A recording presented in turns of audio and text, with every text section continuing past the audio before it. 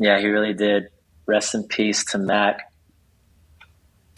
Um, yeah, I think that's just like the underlying theme in this whole chat, right? It's like just being thankful and just doing what you can to support others, and like even just that moment being with Mac, is so prevalent because that's again that's just a theme, right? It's just a theme to live like that, to realize that you're everyone is making an impact on somebody, whether big or small. Never in my wildest dreams. Like again, I'm a hip hop head. Like I come from that world. Like I rock a banging ass 3 a.m. house party too. It's like it's our world. He was also a huge house head. He was a music head.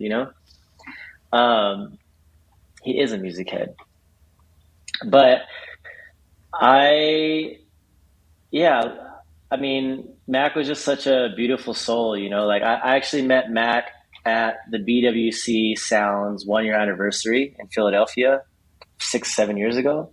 Shout out to my brother Joshua Lang, of course. Um, Joshua booked me through a mutual friend at the time.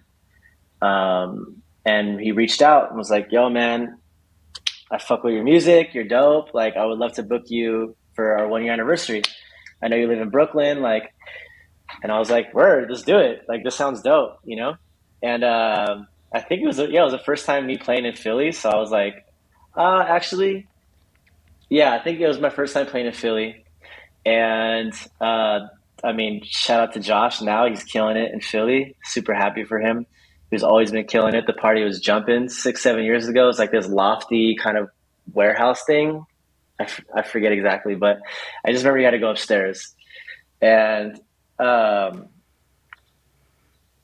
the party's jumping. I'm doing my thing. And everyone's in the DJ booth, just like, like that, doing their thing. And I keep getting kind of bumped on my right side. And I'm like, all right, I know the DJ booth is thick right now, but like, what's really going on? And I look back, and it's like Mac Miller, like right behind me, like geeking out. And I'm like, oh shit. I was like, yo, 1 second, bro. No, I was like, yo. He's like, oh man, what are you playing? I was like, I'm like, I'll tell you later, sort of moment. Um, and yeah, the party was dope. After my set, like I get off and like go over to meet Mac, and Josh introduces us, and Mac was just like, "Oh man, that was dope." Blah blah, like all these tracks. He's like, and granted, like Mac, like I think took like an Uber from New York or something. I think he didn't have a driver that night. He like took an Uber from Brooklyn, and because he lived in New York at the time, I'll tell the story. But like he took an Uber from New York, was there for like my set, which is like a couple hours probably, and then left right after we met and chopped it up, and then went back, had the Uber driver wait, went back in the Uber, and like went back to New York in the same car. I'm like, bro, why don't you just call another Uber? You know what I mean? Like, so I took care of him. I took care of him. I was like, all right, word, whatever. But anyways, I get off my set and we chop it up, and I'm like, bro, anytime you're in New York, like let's kick it. Like he was such a genuine dude from the jump, like just so cool, and wasn't on some Hollywood shit. Like we have this like epic photo. I'll send it to you, our first photo together.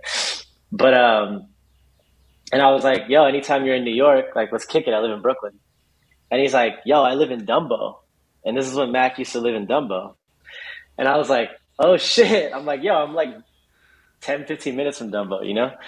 And he's like, come over on Monday. It was like a Friday, Saturday. He's like, come over. He's like, let's kick it Monday. And I was like, all right, dope.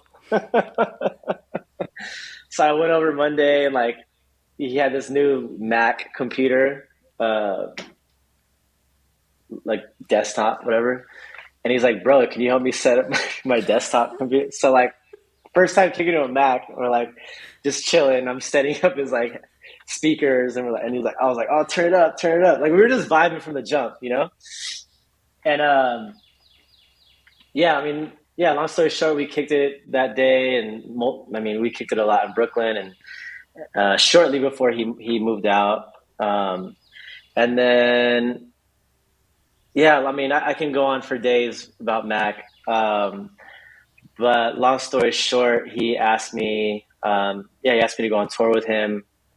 And uh, yeah, he actually, I have a confession to make. So part of that quote came while I was on already on tour with him. But basically, it hit even harder nonetheless. I mean, he was always so like motivational. He was bumping Outcast that day, and he was so like, man, he was just like, man, this music shit. We were like really vibing on that, and I was like, I know, right? Like this music shit, like it's crazy. Let me play these tracks and play them going on tour. And so, long story short, we make this tour happen.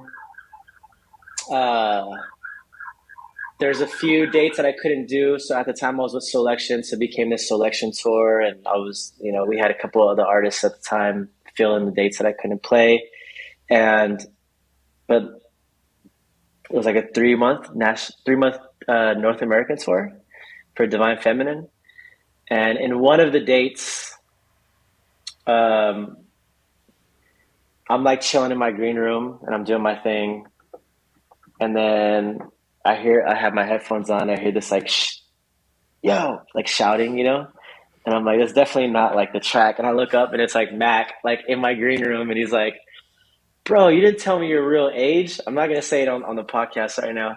But at the time, he's like, bro, you didn't tell me your real age. And I was like, bro, chill. And like the whole team comes in and like, what's going on? Security's like, is everything okay? And I'm like, yo, everything's fine. Mac is like, yo, it's all good. And he's like, yeah, you didn't tell me your real age. And I was like, I don't know, bro. Like.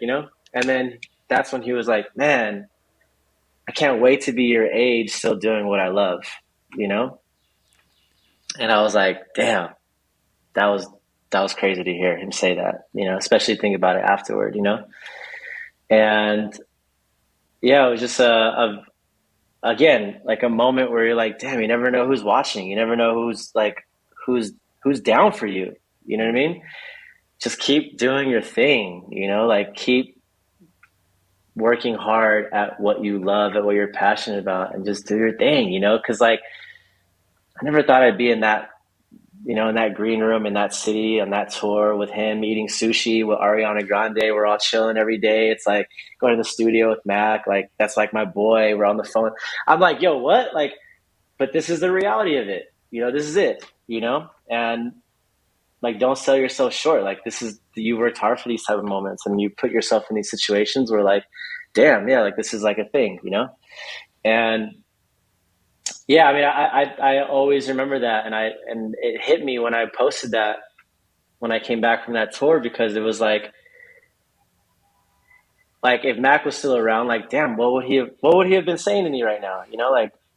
Like would we have already been that good of friends, or he would have been like, fuck it, I'm gonna go with you, or like I'm gonna meet you in Korea and say what's up, or like what we were talking about another tour right before he passed. It's like all these things. It's like I think about those. I'm like, all right, well, how fortunate is it that we're still here doing what we love? How fortunate is that we're still alive, and being able to, you know, live this life and do these things and have these meals and try these things, and